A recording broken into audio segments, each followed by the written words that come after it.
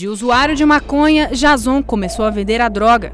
E de fumante de maconha para fumante de mesclado, para cheirador nato de pó, até fazer o que hoje em dia chamamos chamados de avião. Então eu aprendi, conheci muitas pessoas que usavam e eu tinha acesso, eu tinha moto, então eu fazia avião, buscava para eles, buscava até para mim mesmo, tinha acesso com os traficantes e até o ponto de chegar ao tráfico. O governo dos Estados Unidos calcula que somente na Califórnia, onde a venda de maconha é permitida em alguns locais, o comércio da erva movimente cerca de 38 bilhões de dólares por ano. Na Holanda, com a tributação e com o turismo da maconha, o governo fatura cerca de 2,5 bilhões de euros por ano. Eu fui morar na Rua do Tráfico. Morando na Rua do Tráfico, eu comecei a fazer os aviões, tanto para os traficantes, comecei a fazer os aviões para aquelas pessoas que já conheciam. E uma certa época, eu viajei em um carnaval e 2 dias depois foi assassinado um dos traficantes da esquina. Nele ser assassinado, eu posso dizer que aí começou a minha vida completamente no tráfico. Antes disso eu trabalhava entregando marmita, eu fazia cobranças na região. Antes dessa época ainda, eu tinha comércio, eu era dono de um trailer, o primeiro tele-sanduíche de Santa Luzia foi eu que trouxe, com uma receita do bairro São Geraldo. Esse outro rapaz era o usuário, nós fizemos uma sociedade, paramos com o trailer, parei de fazer a cobrança, parei de entregar os marmitex e comecei a mexer só com drogas.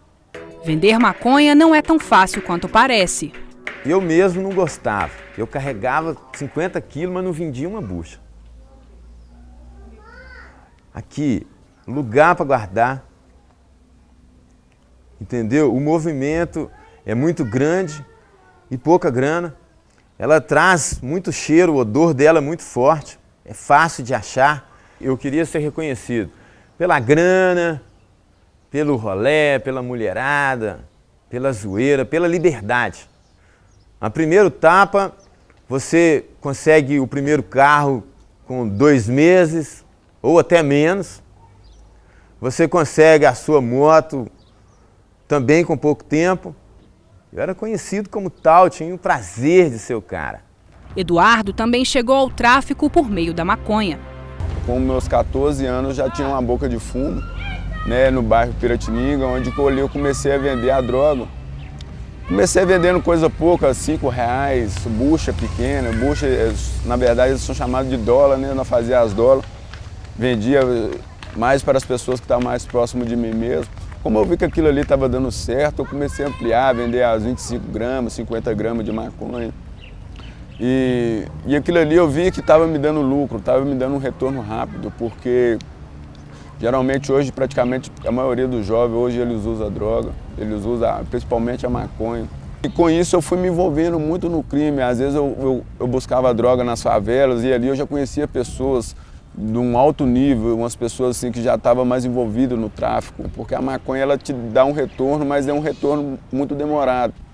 Para você ganhar mesmo dinheiro no tráfico vendendo maconha, você tem que vender quilo, sabe? Tabletes de quilos e quilos, aí dá para você ganhar dinheiro. Mas se você for vender picado, dólar, 25 gramas, dá dinheiro, mas é um dinheiro assim, e é um risco muito grande que você corre. E no tráfico tem uma lei, a lei é ganhar dinheiro rápido. Porque quanto mais rápido você consegue vender aquela droga, mais rápido você fica da polícia.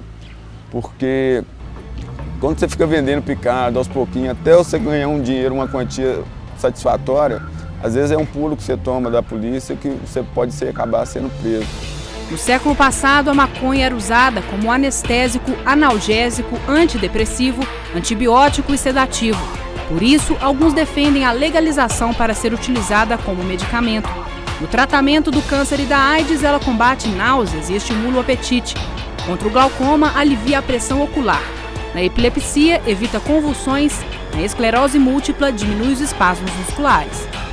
pessoa que fala sobre legalizar a droga, ela está com diarreia mental. Porque se tá ruim com ela, sem liberar, imagina com ela liberada. Hoje em dia vem à pauta uma discussão sobre a descriminalização da maconha. É uma questão muito interessante, muito importante e que vem num momento muito oportuno. Nós temos normalmente tratado as drogas num pacote só.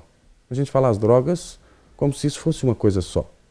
E aqueles que trabalham com essa, de perto dessa clínica, né, da clínica da toxicomania, a gente descobre que cada droga é uma droga, cada uma delas produz um efeito e cada sujeito reage de uma forma.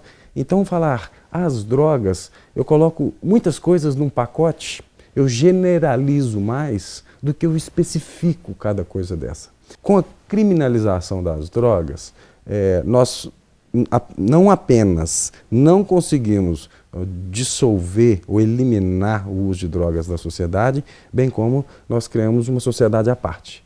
Nós criamos um grupo que se torna extremamente marginal, diga de passagem, é temerário pensar isso, mas são exatamente jovens, pessoas que estariam em condições de representar o futuro de uma nação, evoluir, não é, com a educação adequada, com acesso à saúde adequado, para contribuir para os futuros quadros da nação. E a gente tem números de guerra civil, com adolescentes sendo assassinados brutalmente, principalmente em função da questão do tráfico de droga. Então, se a gente pensa